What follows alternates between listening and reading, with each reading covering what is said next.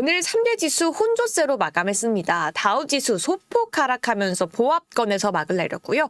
S&P와 500 같은 경우에는 시장의 배드뉴스를 굿뉴스로 해석하면서 신기록을 썼습니다. 과연 어떤 이슈가 있었는지 함께 살펴보시죠. 먼저 머니맵 한번 살펴보시면요. 엔비디아가 다시 한번 저력을 보여줬습니다. 4.57% 상승해주면서 이제는 다시 한번 수급이 들어오는 모습 확인됐고요. 테슬라는 오늘도 강합니다. 3거래일 연속 그냥 상승이 아니라 급등세를 이어가고 있죠. 6%, 10%, 6%. 내일은 또 휴장이지만 휴장이 아니었다면 10% 올라줬을까라는 기대감도 생기게 만들고요. 바이든의 한마디에 제약바이오주, 특히 비만 치료제는 고전을 면치 못하고 있습니다. 여기에 더해서 제약바이오주 내에서 이 비만 치료제를 먹게 된다라면 부작용으로 실명 위험이 높아진다라는 기사까지 나왔는데요. 언제 다시 한번 상승부를 켤 수 있을지 주요 내용들 함께 짚어보도록 할게요. 일단 섹터별로 살펴보시면 전일과 거의 동일한 모습입니다. 헬스케어 위주로 약세를 보이는 모습까지 포착되기도 했네요. 그럼 오늘의 헤드라인 함께 짚어보겠습니다. 독립기념일 미국 날짜 기준으로 7월 4일 전 이 간밤에는 3시간 이른 미국 시간 기준 오후 1시에 조기 폐장하는 모습 보였습니다. 주요 경제 지표들도 나왔는데요. 특히나 고용 지표가 발표되는 한 주죠.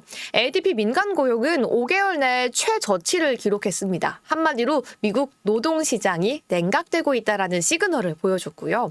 실업수당 청구 건수도 늘었습니다. 새 일자리도 줄어나가고 있다라는 소식이 나오면서 금리 인하 기대감은 한층 올라가는 모습이었습니다. 미국 서비스업 지표도 나왔는데요. 더 나빠지는 모습, 신규 주문 역시 적신호가 켜지는 모습이 나오기도 했습니다. 그럼 오늘의 경제지표 자세하게 함께 짚어볼게요. 먼저 민간 기업 고용. 일단 지난 5월에도 못 미치는 낮은 수준이 나왔고요. 하지만 그 안에서도 세부 부문별로 살펴본다라면 레저 서비스, 특히나 계절적인 요인을 타면서 다른 업종 중에서는 증가폭이 가장 컸다라는 특징이 있었습니다. 특히나 바캉스 시즌에 돌입하면서 레저 서비스 부분이 좀 올라서는 모습 보였지만 전문가들은 만약에 이 레저 서비스 부분이 이렇게만큼 오르지 않았다라면 민간 기업 고용 수치는 조금 더 낮아졌을 거다라고 긍정적으로 말해주기도 했었고요. 특히나 통상적으로 이 ADP 민간 고용이 고용 보고서와 유사한 방향성을 보이기 때문에 이번 주 말에 나올 고용 보고서 역시 비슷한 기조로 낮게 나올 것이다라는 기대감까지 한층 더해지기도 했습니다. 실업시장 청구 건수도 함께 살펴보시죠. 역시나 실업시장 청구 건수 늘어났고요. 특히나 그 안에서도 새로운 일자리 창출 역시 건수가 줄어들었다라는 내용이 나왔는데요. 이렇게 미국 고용시장은 냉각되는 모습이 확장되면서 9월 금리 인하에 대한 기대감 역시 커지고 있습니다. 이 안에서도 내용을 조금 더 뜯어보시면요. 미국에서 계속 실업수당 청구 건수라고 하죠. 한마디로 2주 이상 실업수당을 청구하는 건수는요. 무려 31개월 만에 최고치를 기록하기도 했습니다. 한마디로 빠르게 실업을 내고 나서 바로 일을 찾지 못하는 사람들이 증가하고 있다라고 저희가 해석해 볼 수 있을 것 같고요. 이 소식 속에서 9월 인하 가능성 그리고 국채 금리 역시 영향을 미쳤다라고 볼 수 있을 것 같습니다. 그렇다면 서비스업 내용도 함께 살펴보겠습니다. ISM 서비스업 PMI 함께 살펴보시면요. 하락 기조가 보여주고 있는데요. 신규 주문 역시 2022년 12월 이후 처음으로 기준선인 50선을 하회하면서 경기가 축소하고 있는 단계다라는 점이 확인되기도 했습니다. 여기서 단순히 이번 서비스업 결과뿐만 아니라 앞으로 미국의 서비스업 경기가 더 나빠질 수 있다라는 신호로 해석할 수 있다라고 하고요. 특히나 이 서비스업 지표 안에서도 이 신규 주문 건수는 앞으로의 시장에 있어서 선행지수 역할을 하기 때문에 시장이 특히 주목하고 더 긍정적으로 해석하고 있다라고 이야기해 볼 수 있을 것 같습니다. 이에 따라서 국채금리도 조정세를 겪었습니다. 2년물 4.7%까지 내려왔고요. 10년물 4.36%까지 1.68% 끄게 내려왔습니다. 국채금리는요. 고용지표 부진에 따른 기준금리 인하 기대감이 커지면서 하락하는 모습이었고요. 페드워치도 함께 보시죠. 금리 인하 9월 가능성이 벌써 72.6%까지 올라왔습니다. 무려 2회 금리 인하의 기대감은 6.1%까지 올라왔는데요.